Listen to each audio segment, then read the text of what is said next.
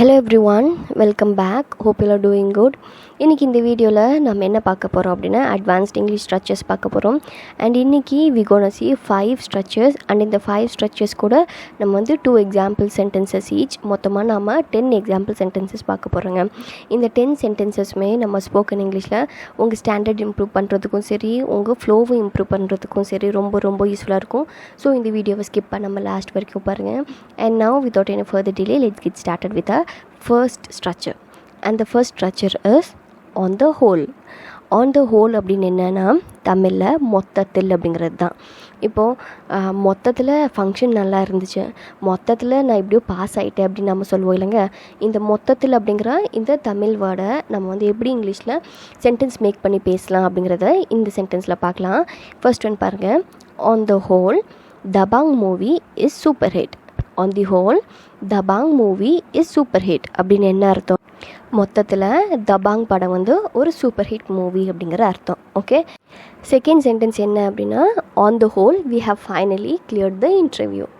On the whole we have finally cleared the interview அப்படின்னு என்ன அர்த்தம்? மொத்தத்தில் இறுதியாக நாங்கள் வந்து எங்களோட இன்டர்வியூவை முடிச்சிட்டோம், கிளியர் பண்ணிட்டோம் அப்படிங்கிற அர்த்தம். ஓகே, ஸோ நம்ம பார்த்து இந்த ஃபர்ஸ்ட் ஸ்ட்ரக்சர் என்ன அப்படின்னா on the whole.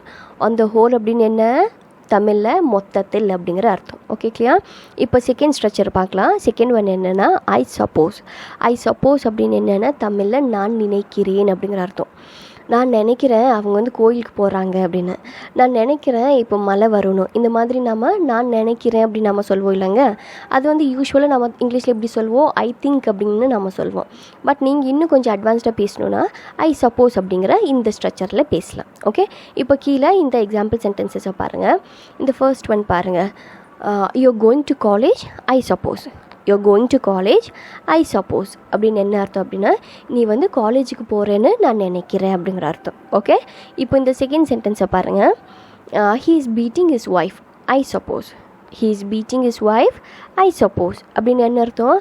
அவர் வந்து அவரோட ஒய்ஃபை வந்து அடிக்கிறாரு அப்படின்னு நான் நினைக்கிறேன் அப்படிங்கிற அர்த்தம்.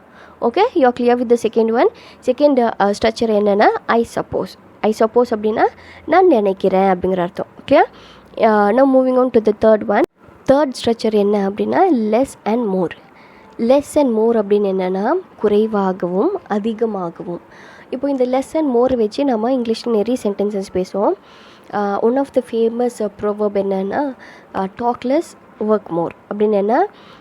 பேசுகிறது வந்து குறைவாக பேசு, நீ வந்து ஒர்க் பண்ணுறது நிறைய ஒர்க் பண்ணு. ஸோ இந்த மாதிரி நம்ம வந்து இந்த லெஸ் அண்ட் மோர் வச்சு இன்னும் 2 எக்ஸாம்பிள் சென்டென்சஸ் பார்க்கலாம். அதில் நம்ம பார்க்க போகிற ஃபர்ஸ்ட் சென்டென்ஸ் என்ன அப்படின்னா people eat less and drink more in summer.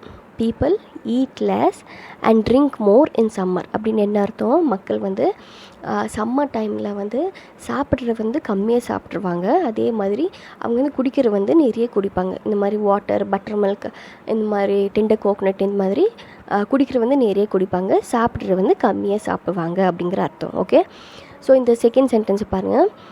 He studies less and make noise more. He studies less and makes noise more அப்படின்னு என்ன? அவர் வந்து படிக்கிற வந்து கம்மியாக படிக்கிறாரு, ஆனால் வந்து சத்தம் மட்டும் நிறைய போடுறாரு அப்படிங்கிற அர்த்தம். ஓகே, ஸோ இந்த தேர்ட் ஸ்ட்ரக்சரில் நம்ம என்ன பார்த்தோம்? Less and more. Less and more அப்படின்னு என்னென்னா குறைவாகவும் அதிகமாகவும். Okay, clear?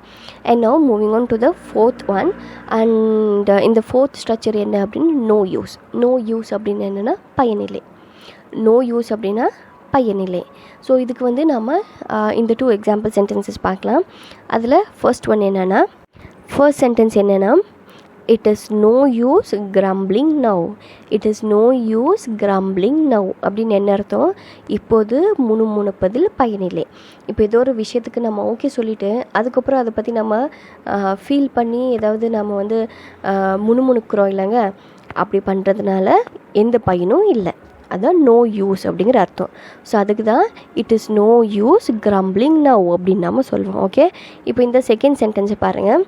செகண்ட் சென்டென்ஸ் என்ன அப்படின்னா It is no use arguing with her every time. It is no use arguing with her every time. அப்படின்னு என்ன அர்த்தம்?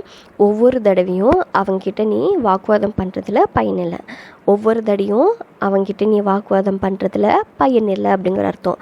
ஸோ இன்றைக்கி நம்ம பார்த்தா இந்த ஃபோர்த் ஸ்ட்ரக்சர் என்னென்னா நோ யூஸ். நோ யூஸ் அப்படின்னா பயனில்லை அப்படிங்கிற அர்த்தம். And now moving on to the fifth and the final structure of this class. அது என்னென்னா ஏர்லியர். ஏர்லியர் அப்படின்னு என்னென்னா முன்னதாக அப்படிங்கிற அர்த்தம்.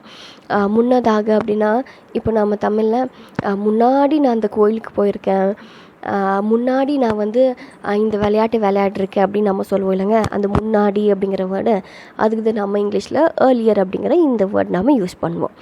அண்ட் இப்போ வந்து இந்த எக்ஸாம்பிள் சென்டென்சஸ் பார்க்கலாம். ஃபர்ஸ்ட் ஒன் என்னென்னா I did not like to talk to her earlier. I did not like to talk to her earlier அப்படின்னு என்ன அர்த்தம்? முன்னாடி நான் வந்து அவங்ககிட்ட பேசுகிறதுக்கு எனக்கு பிடிக்கல. முன்னாடி அவங்ககிட்ட பேசுகிறதுக்கு எனக்கு பிடிக்கல அப்படிங்கிற அர்த்தம். ஓகே. அண்ட் செகண்ட் ஒன் என்ன அப்படின்னு பாருங்கள். You did not pay attention to your studies earlier. You did not pay attention to your studies earlier அப்படின்னு என்ன? நீ வந்து முன்னாடி படிப்பில் வந்து கவனம் செலுத்தலை. நீ வந்து முன்னாடி படிப்பில் கவனம் செலுத்தலை அப்படிங்கிற அர்த்தங்க. ஓகே.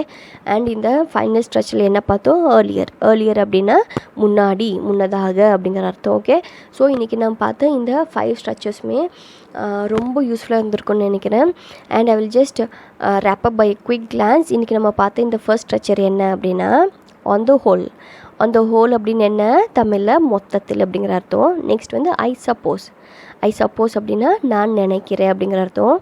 நெக்ஸ்ட் வந்து less and more. Less and more அப்படின்னு என்னென்னா குறைவாகவும் அதிகமாகவும். ஓகே. அண்ட் ஃபோர்த் ஒன்று என்ன பார்த்தோம்? நோ யூஸ் அப்படின்னா பயனில்லை. அண்ட் லாஸ்ட்டாக நம்ம என்ன பார்த்தோம்? ஏர்லியர். ஏர்லியர் அப்படின்னா முன்னதாக அப்படிங்கிற அர்த்தம். ஓகே. ஸோ இந்த 5மே உங்களுக்கு ரொம்ப யூஸ்ஃபுல்லாக இருந்திருக்குன்னு நினைக்கிறேன். இதே மாதிரி நெக்ஸ்ட் கிளாஸில் பார்க்கலாம். Until then thank you. Happy learning.